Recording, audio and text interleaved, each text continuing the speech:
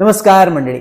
मी वास्तू ज्योतिष सल्लागार नयन धोत्रे आपल्या सगळ्यांचं स्वागत करतो आपल्या आवडत्या यूट्यूबवरील चॅनल ज्योतिष कट्टा यामध्ये. चॅनलला अवश्य सबस्क्राईब करा, सोबत दिलेलं बेलचं चिन्ह सुद्धा दाबा. आजच्या भागामध्ये आपण माहिती करून घेणार आहोत वसंत पंचमी या दिवसाची. यावर्षी वसंत पंचमी आली आहे 14 फेब्रुवारी वार बुधवार.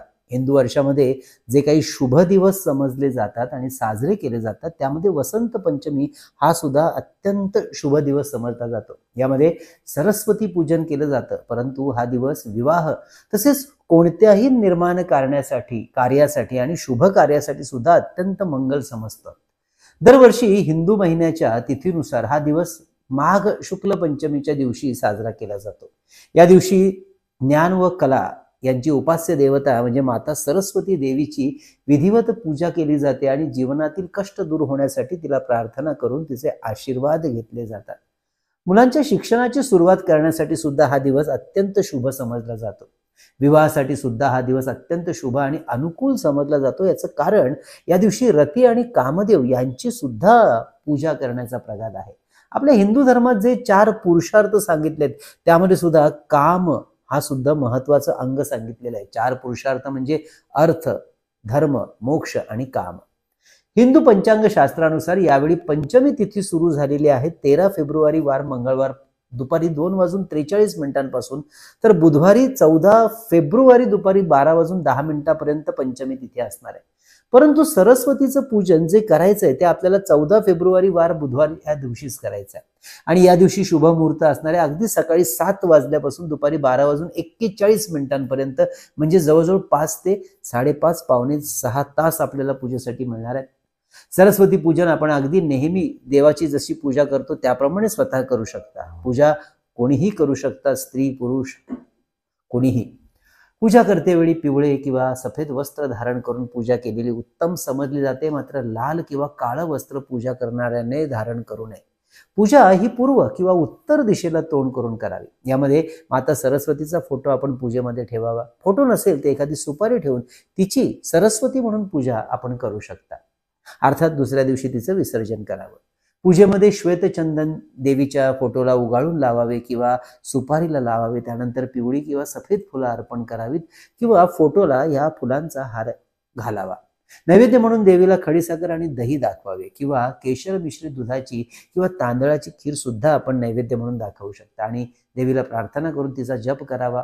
आणि अवश्य हा जप 1 माळ किंवा वेळ असेल तर 11 माळा करावा. सरस्वतीचा मंत्र आहे ओम ऐं सरस्वते नमः, ओम ऐं सरस्वते नमः.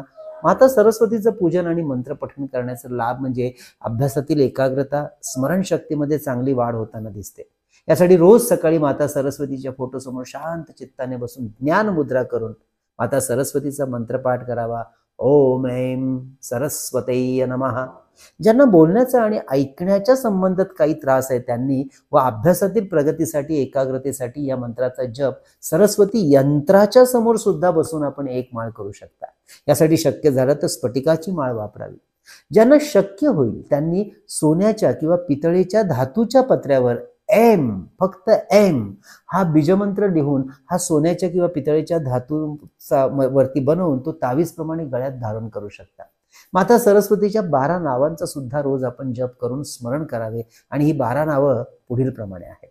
माता सरस्वतीचं पहिलं नाव आहे भारती, दुसरं नाव सरस्वती, तिसरं नाव आहे शारदा, चौथं मातेचं नाव आहे ते म्हणजे हंस वाहिनी, मातेचं 5वं नाव आहे जगती, 6वं नाव ओळखलं जातं ते म्हणजे वागीश्वरी, 7व्या नावाची ओळख आहे ते म्हणजे कुमुदी, 8वं जे नाव आहे सरस्वतीचं ते आहे ब्रह्मचारिणी, 9वं नाव बुद्धिदात्री, 10वं नाव जे आहे ते वरदायिनी, सगळ्या प्रकारचं वर प्राप्त करून देणारी वरदायिनी, 11वं नाव आहे चंद्रकांती आणि 12वं नाव आहे भुवनेश्वरी. हा मंडळी या नावांचा जप करायच्या वेळी ना या नावाच्या आधी आपण ओम आणि शेवटी नमः म्हणू शकता.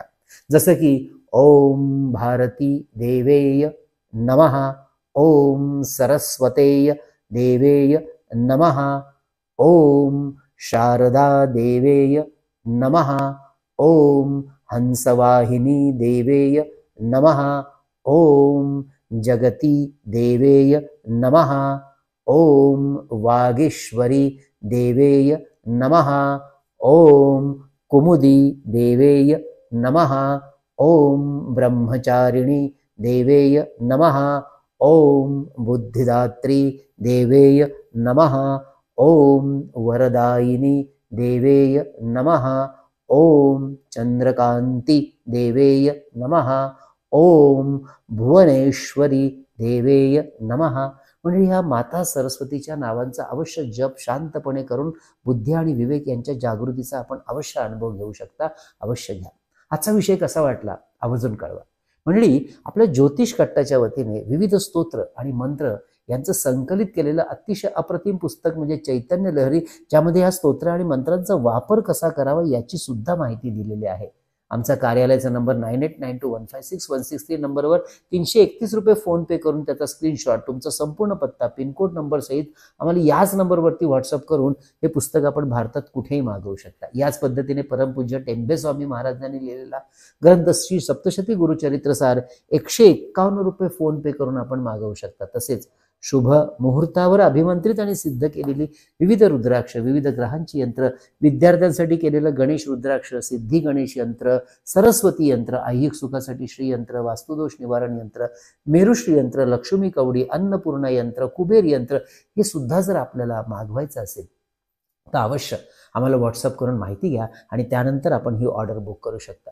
मंडळी, हा वसंत पंचमीचा असलेला उद्याचा दिवस मात्र बिलकुल वाया घालवू नका। सरस्वती पूजनाकरता आपल्या घरातील लहान मुलांना सुद्धा हा सरस्वतीचा मंत्र म्हणायला सांगा, किंवा पाठीवर आपण दसऱ्यावरती बघा वहीवरती किंवा पाठीवर सरस्वतीचं चित्र काढायचो, त्याप्रमाणे सुद्धा चित्र काढून आपण त्यासमोर तिचं पूजन करून हळद कुंकू अक्षदा फुलं वाहून पूजन करून नमस्कार करून ओम सरस्वती देवेय नमः या मंत्राचा जप करावा।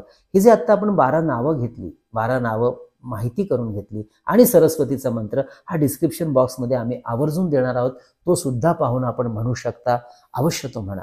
तसेच मंडळी, हे नवीन वर्ष 2024 आपल्या मेष ते मीन राशीच्या मंडळींना कसं राहणार आहे याची असलेली विस्तृत माहिती केलेले प्रत्येक राशींसाठीचे वेगवेगळे व्हिडिओ केलेले आहेत, म्हणजे 12 व्हिडिओ असणार आहेत। त्याचप्रमाणे 1 ते 9 मुलांक, म्हणजे ज्या महिन्याच्या कोणत्याही तारखेला जेव्हा आपला जन्म होतो त्या जन्म तारखेला मुलांक असं म्हणतात। उदाहरणार्थ 22 तारखेला माझा जर जन्म झाला असेल तर 2 + 2 म्हणजे 4, म्हणजे माझा मुलांक आहे 4। 31 तारखेला जन्म झाला असेल तर 3 आणि 1 4। 13 तारखेला झाला असेल तर 1 आणि 3 4 आणि 4 तारखेला, अशा रीतीने प्रत्येक मुलांकाचे म्हणजे 1 ते 9 असे 9 व्हिडिओ आपण केलेले आहेत। 1 ते 9 मुलांकाला नवीन वर्ष 2024 कसं राहणार आहे, त्यामुळे तो सुद्धा व्हिडिओ पाहायला आवर्जून विसरू नका। अवश्य तो पहा। या सगळ्या व्हिडिओची लिंक मी खाली देणारच आहे। त्याचप्रमाणे आता येतो आहे तो म्हणजे रथसप्तमीचा दिवस, तर तो दिवस कसा साजरा करावा, कोणते मंत्रपाठ करावेत, त्यामध्ये संततीसाठी आरोग्यासाठी काही सुंदर मंत्र दिलेले आहेत। अवश्य तो व्हिडिओ सुद्धा पाहू शकता। त्या व्हिडिओची लिंक सुद्धा खाली दिलेली आहे। त्याचप्रमाणे मंडळी, या व्हिडिओ नंतर आपण प्रकाशित करतोय अत्यंत सुंदर व्हिडिओ, तो म्हणजे सूर्यनारायणाचं आपल्या महाराष्ट्रामध्ये रत्नागिरी जवळ असलेलं, राजापूर जवळ असलेलं अत्यंत सुंदर असं सूर्यनारायणाचं मंदिर म्हणजे कणकादित्य कशेळी येथलं, त्याची सुद्धा माहिती देणारा व्हिडिओ ह्या व्हिडिओ नंतर दुसऱ्या दिवशी प्रकाशित होईल, तो सुद्धा पाहायला विसरू नका। तर असा हा वसंत पंचमीचा दिवस आपल्या आयुष्यात सुख समाधान ऐश्वर्य भरभराट बुद्धी चातुर्य आणि सगळ्या प्रकारच्या कलेचा आविष्कार आपल्या आयुष्यात निर्माण करावा, हीच माता सरस्वतीच्या चरणी प्रार्थना। कळावी लोभ असावा। धन्यवाद।